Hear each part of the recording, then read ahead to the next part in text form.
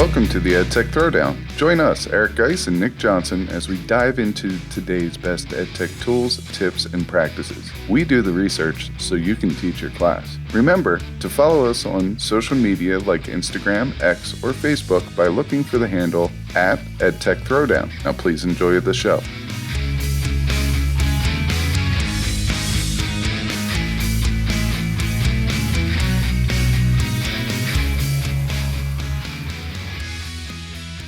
Welcome to the EdTech Throwdown. This is episode 211 called NJECC Showdown 2026. Guise and I have each selected 6 of our favorite EdTech tools for the classroom. Listen in to learn about what they are, why we like them, and how they might advance your practice. This is another episode you don't want to miss. Check it out.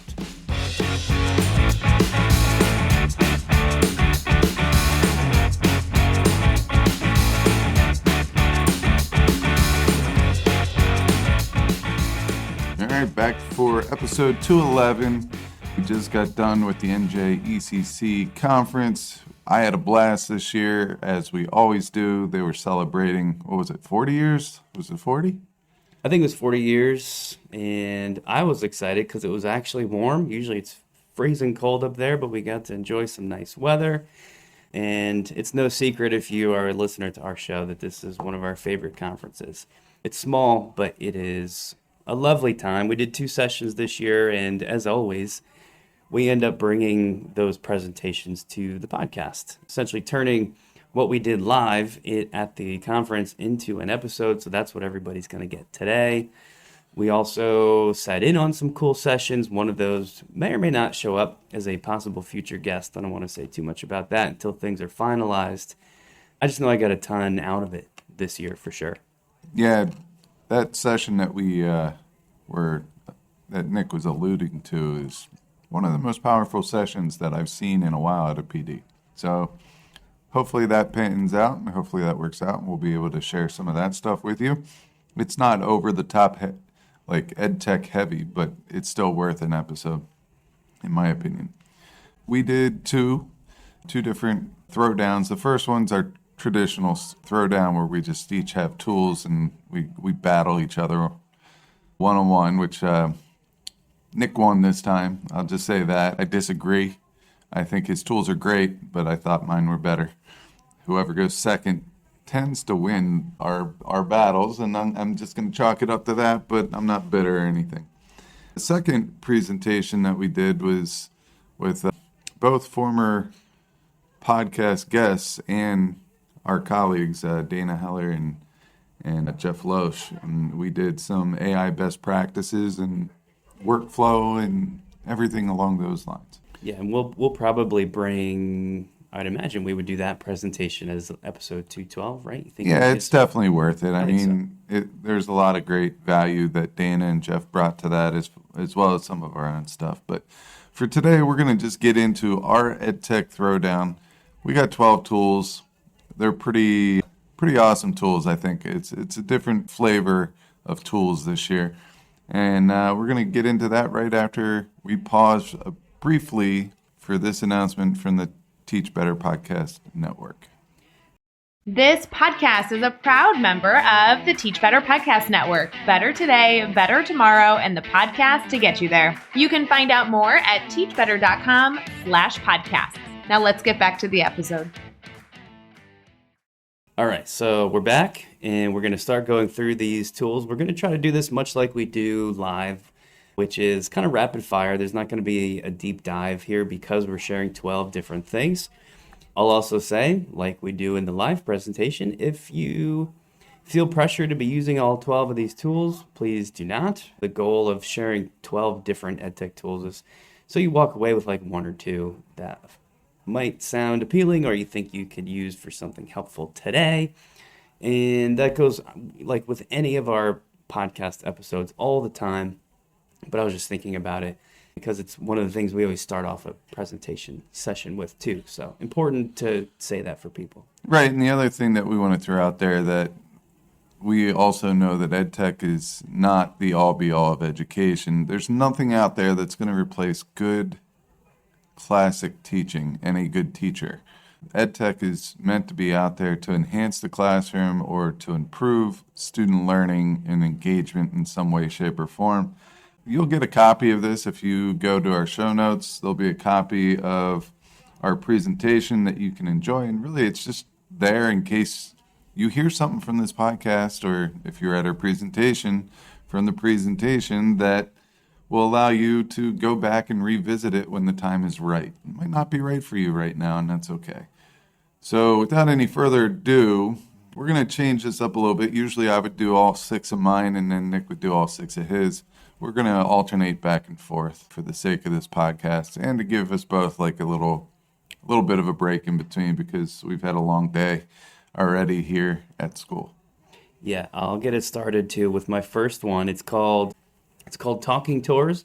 And Talking Tours, I might have even mentioned this on another one of our recent podcast episodes, but I also used it for the presentation, and it's very cool, so I'm going to say it again. It's a Google experimental AI, I don't know what to call it, let's just say app for now, but essentially Talking Tours allows you to use like a virtual field trip, Google Street View style tour, right, where you can go to, say, a famous landmark, like something historical or a natural landmark, like Niagara Falls, and you can essentially like click around and tour the place, which has always been there, right? You could do that now from Google Maps anytime you snap into that Street View. But what makes Talking Tour special is there's a little camera, like a little snapshot button, and when you click that button, it essentially takes a screenshot of whatever you're looking at in your tour, and it uses some AI, I'm assuming Gemini, in the background to analyze that and put together like a little audio tour of whatever it is you're looking at. I demoed this live at our presentation with Niagara Falls to just kind of show people, like, when you're looking at the American side of the falls, it gives you like a quick description of that. If you swivel around and go towards the Canadian side, where you can see some of the buildings over there, there's like this Space Needle style building. Take another snapshot, it tells you about that building. If you look at the boat, the Maid of the Mist, it tells you about the Maid of the Mist. And it's like this personalized little, like a literal walking tour of wherever you're at. Obviously in a classroom setting, this could be pretty cool if you're teaching about something in a faraway place that you cannot go to, and you want to do maybe something a little more interactive than just playing a video clip on that place. You can actually have students explore it themselves and watch their own little mini guided tour of that. Maybe you can have them do that, and then they each report back to the classroom the coolest thing they saw and learned, to get like everybody sharing out. I love this kind of stuff, and we've seen many things like this over the years on the show. I think this is my favorite one because of the AI tour element, and it looks really great. I also, just like separate from teaching, I had a lot of fun checking these out. So if you had to, just Google Talking Tours or Google Labs Talking Tours, it'll pop up for you. It's worth your time. Yeah, definitely like that one. I think Google Labs is one of the most, It's fun. things to play around. You can sit down and get lost in Google Labs for a long time, have fun, and basically look up and see that you wasted 2 hours of your life. True. But there are ways that you could bring some of those tools into the classroom, make it fun. And that's what it's all about. We'll get into my first one. It's called Chalky. Chalky is it's basically one of those AI apps or tools that you can make and build out lesson plans, whether it's a unit plan, a lesson plan, or an activity. And I really like this one because it has the capability of building out a whole lesson, all right, from start to finish, but stacking those lessons on top. But I really like the activities, and I don't think I would use the activity completely how it is given to me. I think I would break those activities up and use those as my do now and exit tickets, but that's just my 2 cents on the matter. There are so many things that you could do. It can generate a slide deck based off of just an easy prop that you put in there. What I like about Chalky is the slide decks look polished. I typed in photosynthesis and just left it at that, and I connected it to the science standard that I wanted, and I felt like the content was on point. I felt like the slide deck was probably one of the best ones that I've seen in terms of AI generated ones. Like usually I have to go in and edit a lot, and I'm okay with that, personalizing my learning and to my students' needs, but I felt like this one kind of already did that. It hits a lot of those different ways of learning within that slide deck.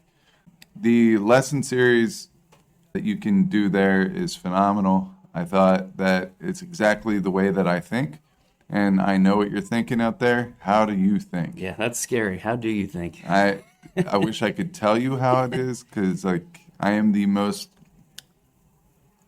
organized, disorganized person. Organized person? No, organized. I don't know. It doesn't matter. I'm very disorganized, but I'm organized within that disorganization. We know what you mean. There you go. I like that it easily aligns up with the curriculum based on the standards that you put in, and they have a whole bunch of different standards that you can select from.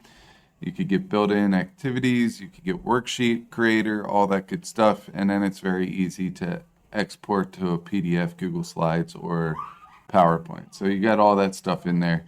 Go check out Chalky. If you're looking at our slide deck, there is a free trial to the Pro. There's a link within the slide deck that you can try that out. Go take a look at that. I think, yeah, we should have said too, we will put the link to the slides that we put together for this in our show notes. So if you want to head to our website or whatever your podcast player is, just scroll through the show notes there and you should see the link to this with like some screenshots and videos and everything else. Okay, my next one is not something specific like I did last. It's something very general, but I wanted to make sure that people know this exists. And what I'm talking about are AI apps. If you think about your phone that has all these different unique apps that allow you to do the same things that, you know, say like a website does, like you can go to your online banking website. You can also go to your online banking app where it's essentially like the website, but specifically designed to function on your phone. AI is doing the same things. So, for example, I use ChatGPT because it seems like they have the most right now, although they're coming for Gemini and Claude very soon.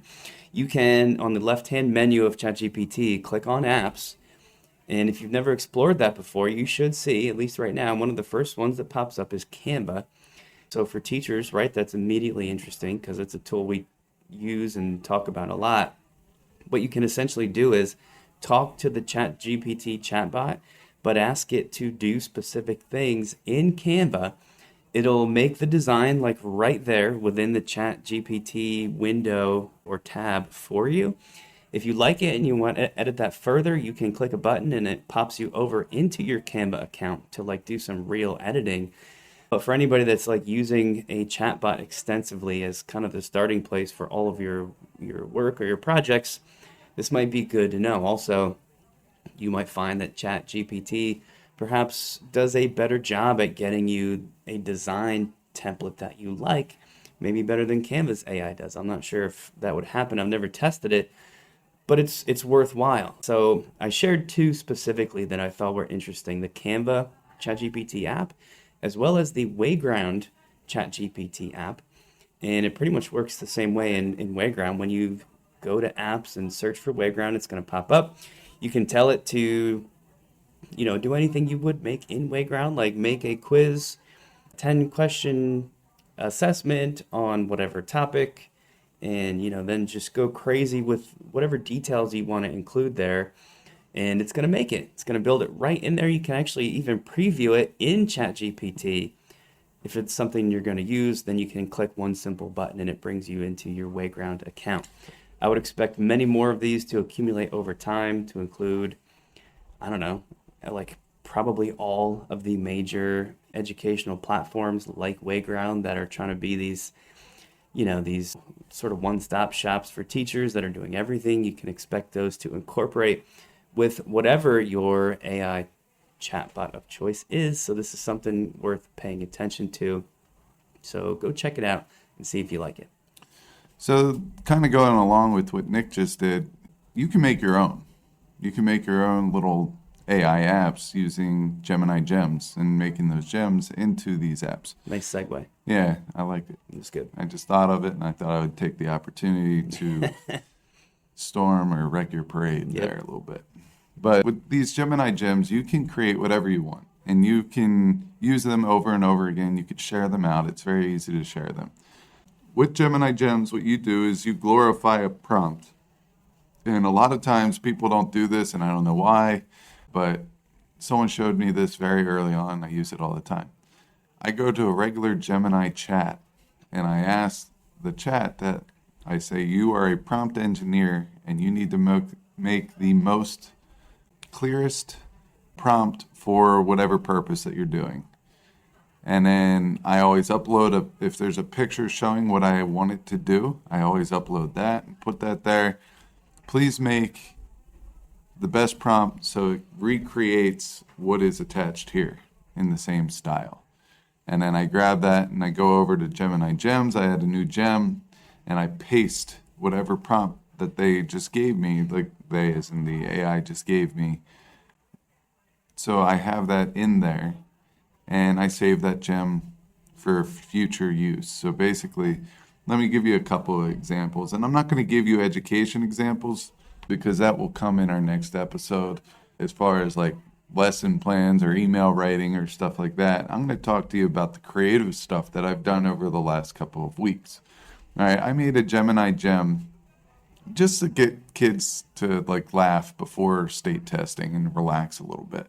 And the first Gemini gem that I made was called Garbage Pail Teachers. So if you remember the Garbage Pail Kids in the 80s, I believe they were the 80s. I was a young kid when I first remembered them. But what I did is I took that same type of humor. It's like, I don't know, disgusting humor. It puts slime into the picture or boogers or whatever into the picture and makes you look like a disorganized mess. So what I did is I made a copy of one of the old Garbage Pail Kids. I put it into the chat. I asked it to give me a prompt that would help me regenerate this, but tailor it to teachers. So it changed Garbage Pail Kids to Garbage Pail Teachers.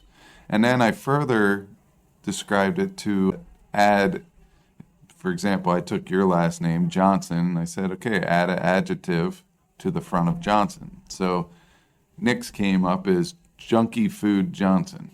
And then he had a whole bunch of like junk food all around him, and it was all disorganized into a mess.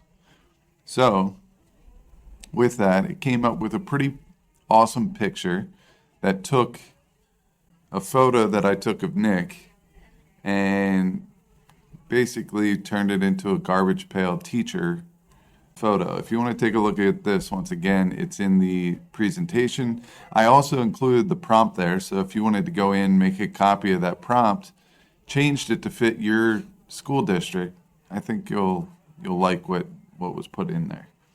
The second thing I did creatively is, and I say creatively because when you write prompts on your own, and that's what I do, I don't always like ask the AI to do it. Usually I write my own prompt and then I ask the AI to enhance it a little bit. You know, I think that's still part of the creative process because I'm thinking about it, I'm dreaming it up, and then I have to describe it, and then it's no different than writing a rough draft in English for a paper and then having someone else go proofread it, in my opinion. You might not agree with that, but I kind of do. But back to the story, it was February 11th, and my kids' Valentines were supposed to come in, and they didn't. And I got a notice saying they weren't coming in until the 16th. And I was like, that's not going to help. So what I did is I made a gem called the Valentine's Day Editor. And I took a picture of each one of my kids, and then I gave it, about 12 different sayings that I wanted it to recycle through, and I wanted a different image, but keeping the likeness of my son's photo. So it did that, and I got things like Happy Valentine's Day, and I had a picture of my middle child as Cupid, which was hilarious. And the little message on there, it says, I like you more than 6'7", no cap. I don't know what any of that means, but I just, he says 6'7" a lot. He says no cap a lot. I threw it in there. Great. All right. And then it says your pal Boone at the bottom. So it's a fully colorized Valentine's that took me, once I wrote the prompt, it took me about 15 seconds to make 12 different versions of a Valentine, which is pretty cool. You make 2 copies of each, and that takes care of their class. The third thing I did was garbage pail coaches, because I had so much fun with the teachers. I just repeated the process, changed it up a little bit, and did garbage pail coaches. And the official Greasy Guise garbage pail coach, sports card is available, and I will sign it if you get a hold of a copy of it for free. That's a tantalizing offer, and those were super fun. You could also make these unique gems for your classroom. We just found out that gems are like copyable, so you could provide a link to a gem to your students that does a specific purpose educationally for them. So if you want to allow AI in more of a safeguarded way, you could say, all right, today I want you guys to be using this gem that I have prompted to help guide you through whatever, like a stoichiometry problem. And you can sort of tailor those, not just to your class, but to like a specific part of a lesson on any given day. I think that's a whole new unexplored world and maybe an episode unto itself. My next one I'm going to do really fast because I think I've also talked about this before, and it's just like a fun little add-on that you can use in your Canva designs. If you're really smart, you could export these things out of Canva to use anywhere. But in Canva, there's an app. So much like my last one where I talked about AI apps, now we're talking Canva apps. There's an app called Animator that takes any static image and turns it into a video clip where it is doing some kind of animation of your choice. I modeled this during our presentation with a picture of a butterfly, just like a picture, like a PNG or a JPEG file. But with the app, you can describe what you want the picture to do. So I said, make the butterfly fly away. And it takes that exact image, but basically animates it based on your description. Now, they're not long, they can't be too complex. But if you've got simple little things that you want to do this with, it actually works surprisingly well. We tried a couple different versions, one where the butterfly flew away. You tried one at a lunch and learn where the butterfly was catching on fire, which is messed up, but still it actually did it. And it was funny and it works, man. So it's a really cool little add-on. To find it, just head to a Canva design, scroll down to where it says apps, and then search for this thing called Animator. It'll pop right up. I won't even bother explaining how to use it because it's it's a can't miss, and it's just super fun. So check it out, guys. Animator app in Canva.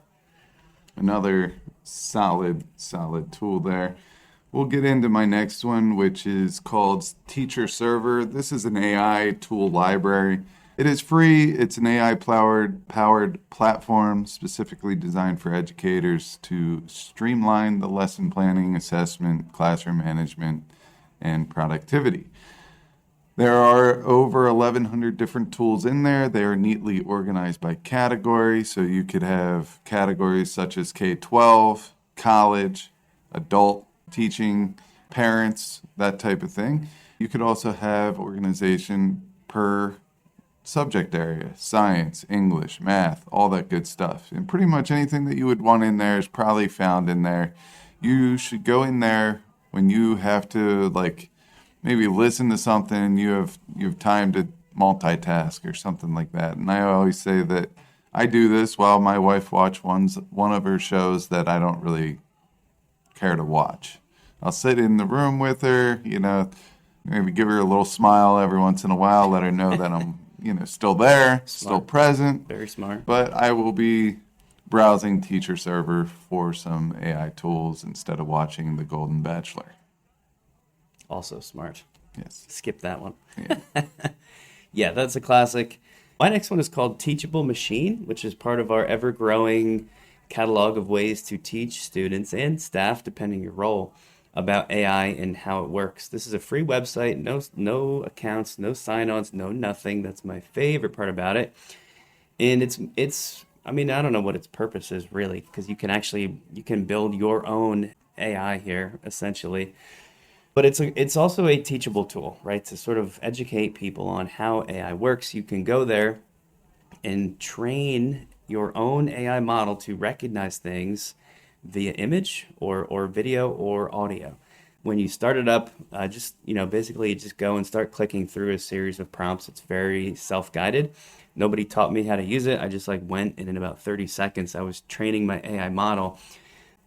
And I did a visual one with 2 different classes. And a class is a thing that the eventual model will recognize. In the presentation, I did this live too, because it's so fast and easy.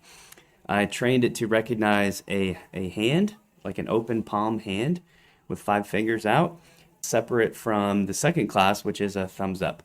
And you do that by, in view of your computer's camera, taking as many different pictures of a hand as possible in different angles, different positions. The more data you feed it, so the more sample pictures of a hand you feed it, the better it's going to be at recognizing that later on the back end. Same thing with the thumbs up. I took 20 different versions of a thumbs up, and then it analyzes those. It spots patterns in those images, as AI recognition tools do. And then on the back end, the model you created, it's usable, right? So then with the camera, you can hold up a hand, and it tells you which class it is viewing based on how you've trained it. This is a very fun, fast way to teach kids about how AI works. You can have them do this and sort of have fun with it. You can also have it recognize poses. You can have it recognize different audio via the microphone, so speaking out different words.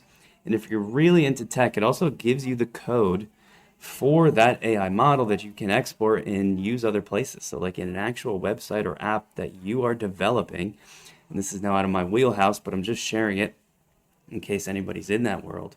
It's, as far as I can tell, and as far as they advertise, code is usable separate from the website too. I'm a big fan of Teachable Machine as a teaching tool, and honestly, I would like to explore it more in the future as well. But that was my 4th feature of the day. Let's get into my next one. I throw this under the creativity, building rapport with your students type category. This is called Suno. I brought this up before, probably last year at this time, but there's been a pretty significant update that I really, really like. Suno, if you didn't know what it is, or if you don't know what it is an AI music creation program designed to generate realistic songs that combine vocals and instruments. So, pretty awesome. I know last year I made fun of Nick in a song because he wore jeans to back to school night.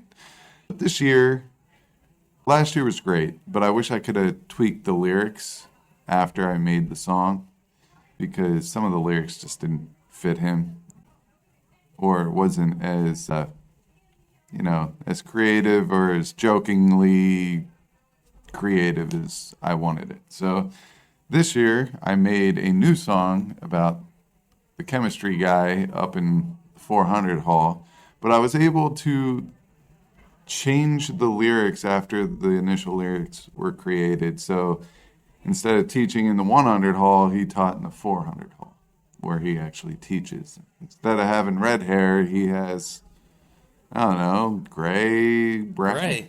That looks pretty gray. It's glistening over here. How dare you?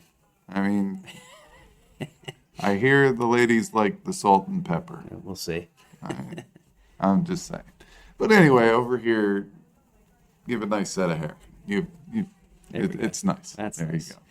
All right, but say that I want to, change the lyrics to make Nick be Nick in the song. I can now do that, and I think that just makes this tool more powerful. So please go check out the song that I created about Nick, which is in the slide deck, but it's just pretty cool if you can put kids' first names in it and just having it fun. And when the kids come into your classroom, they hear their names and they know that you spent a little extra time picking on them that day, and that oftentimes builds a strong rapport with the kids in the class. Yeah, that's a winner for your classroom environment for sure. I'll see if I can edit the song into the actual episode, maybe at the end or something. So stick around for the last few moments of episode 211 if you want to hear it. My next one is called Napkin AI, very unique AI tool. With this website, you can copy paste in a bunch of text. I tried it with a study guide from one of my chemistry units, And you just copy paste it in and it kind of turns it into like this long document that you can scroll through. What it does is then you can hover your cursor over any chunk of text that you just copy pasted in. Think about it like any paragraph or anywhere there's like a space or a break in that text. And it's going to automatically generate an image from what is in the text, like a visual or an icon or a graph or a flow chart or a mind map, all kinds of different options. And it's supposed to be like a fast way to essentially add visuals to something you're creating. I thought it was very cool. I don't have a great educational use for this yet, but I still shared it because what it does is so like unique, and I haven't seen anything else doing that. But like if you were putting together some kind of a report and you couldn't find the visuals to fit the different sections of that report, Napkin AI will make them almost like live in the doc. And then, you can, once it creates it, everything's editable. You can describe how you want things changed. You can switch it to different types of visuals sort of on the fly. You can also export those visuals individually as their own picture file. So you could use it as a way too to just like turn text into a visual aid. Very, very cool. I would encourage anyone who is interested in AI tools to go give this one a look, because I have a feeling there's some pretty clever applications for this that I have not thought of yet. So that was my second to last one, Napkins AI. Also, there's a fee for this, but you can use it free as an educator, and it's one of the ones where they pledge free forever for teachers. So no harm, I don't think, in going there, signing in, making an account, and just getting used to it. See if it might help you out sometime. So go get yourself a napkin and then maybe a tissue as you cry over this wonderful AI product. Terrible name though, right? Isn't napkin a horrible name for? It cleans up all the mess. I think it's fine. That's why they chose it, huh? That probably know. is the reason. It cleans it up. There you go. All right, so the next one is Notebook LM. Notebook LM is awesome. It was awesome last year. It's even more awesome now with all the updates and everything that you could do with it. So I like Notebook for multiple reasons. It used to be this research tool, and it still is a research tool. But I like it because sometimes when you go out to Gemini or ChatGPT or any of those tools, you go out there and it is enter a prompt and it goes out and it grabs everything from the internet. All right, it grabs everything from the internet and then tries to bring it together, and it's oftentimes inaccurate. I know it's getting better and better as time goes on, but say you want to work in a confined space with confined resources and just get the info there. You could do that at Notebook LM. You upload the resources. It will only pull information from those resources, and then from that you can get other teaching aids as well. You could get infographics, presentations. You can get a podcast, an AI podcast that sounds pretty darn good. Now you could get AI video as well. They can make presentations for you that look beautiful and are accurate with information. And they have all these different things, study guides, flashcards, everything in there. Did you say infographics yet? Yeah, that was my first one. Okay. Yeah, infographics is also, pretty powerful there, but it gives you all this stuff. So you could either share it out with the kids or you could keep all that stuff for yourself. I can make a pretty awesome choice board in under 5 minutes, and I've done it. I've done a choice board, all the stuff that I would need under 5 minutes, and then I would go over to Canva and make it, looking pretty good in under like 15 minutes. All right. And then you could use things such as the podcast and the video and stuff like that as, I know you use them for resources when kids do like a study guide or some type of a worksheet of content that is a little bit more challenging. You put the PowerPoint and the podcast and the video there so they have another way of learning the exact same thing that you are teaching them in class. I'm also managing this year, or like mentoring 9 different students with independent studies and competitions that they're involved in, and advising AP research projects for this AP research class. Completely unmanageable on my own, but I use LM to weed through a lot of the resources for all these individual student projects. And it's the only way that would be possible for me to help all of these students. So it has been very helpful with that. It's made a huge difference. So I just wanted to share that other application of it as well. And I'll do my last one, which is a website called myshortanswer.com. You guys know that we are big into gamifying your classroom on this podcast. And this is a cool way to gamify, specifically focusing on writing and ELA. It has some, I could see 5, but there might actually be more. At least they feature 5 different writing-centered games where you can do like a bracket-style minute writing challenge where the kids go in, they each log in with a join code, almost like Kahoot or Wayground or any of these quiz tools. But they respond to like a fun and engaging writing prompt, and then it takes all of those prompts and guides the whole lesson by showing the group 2 prompts side by side at a time. They read them, everybody upvotes one, and then it carries on like this. And the game finishes by the class selecting, basically bracket style, the best winners. That's just one of them. There's 4 others that are all different types of games, all of which are conducted fully through myshortanswer.com. And it just looks super cool in a time where maybe it might be helpful to have some different ways to motivate kids to get into writing and to share and talk about their writing and analyze it when it might be helpful to have something like this. So it was just a unique little tool, and I liked it because it's not specifically using AI for most. There is one game where it uses an AI character as like a bad guy to give constructive criticism, which I like too, because then it doesn't force any one particular person to do that, which can be uncomfortable. You could argue that's a skill people need to learn, and I would agree with that too. But if you want to start small, then you can let these AI characters play like good cop, bad cop with the student writing samples. And that was another neat one to check out. So head to myshortanswer.com, ELA teachers, and see what you can find. Well, since you want to go down the gamification hole here, I'm going to go with that as well. And I'm going to talk to you about R-Grade.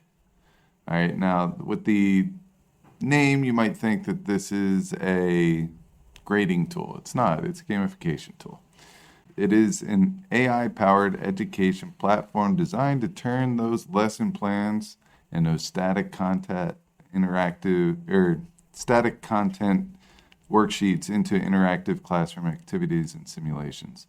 All right, so what does this mean? It means that I can go to R-Grade and I could type in a prompt, make me an escape the room about photosynthesis using this standard for this grade level. I fill in all those blanks, and then you hit go, and it will make you an easy, like 5-minute activity that you could use as a do now or an exit ticket, or just, a way to have a transition as you're going from one activity to the next in your classroom. It can do Jeopardy-like things. It could do flashcard-like quest things. I asked it to make a who is smarter than a 5th grader. It did that pretty easily. And then I asked it to do the weakest link contest or game show where they get to bank questions. So they get to either bank every question, or if they save each question, they get multipliers. And it took about 5 minutes to create through and through. It's easy to share, it's easy to kick out to your students, and they have a fun time playing it. So it is fresh. When I say fresh, I mean this is in beta, but it's doing good things in beta. I like the tool, but it is fresh, meaning it is getting updates almost weekly, if not daily. I know that they're working on it around the clock. I'm not getting paid to say anything about R-Grade, but I think this tool has a lot of promise. So if you want to get in on that promise, if you want to get in on being able to maybe provide some feedback and see change on a tool, this would probably be one that you would want to, get in on. All right, so that's the 12 tools. You guys can decide who you think is the winner here. I think it's clearly me, as did the audience in March of 2026, but that's really up to you. And really, who cares anyway, because these are just 12 great tools. Hopefully you found something useful. And as always, thank you for listening.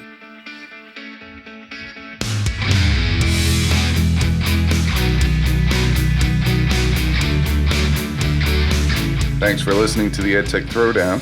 Do us a couple of favors. Subscribe to our podcast on any major podcast catcher such as Apple, Spotify, Amazon Podcasts, and Stitcher. Go over to YouTube, search the EdTech Throwdown, subscribe to the channel. You can connect with us on Twitter, Facebook, and Instagram. The show's handle is EdTech Throwdown. You can connect with Guise at Guise Got Tech, Nick at Nick Got Tech. You can write us an Apple Podcast review. You can tell your friends about www.edtechthrowdown.com. And lastly, go over and check out our friends over at the Teach Better Podcast Network, a network that we are so proudly involved with. Until next time, remember, go try some EdTech because we will do the research so you can teach your class.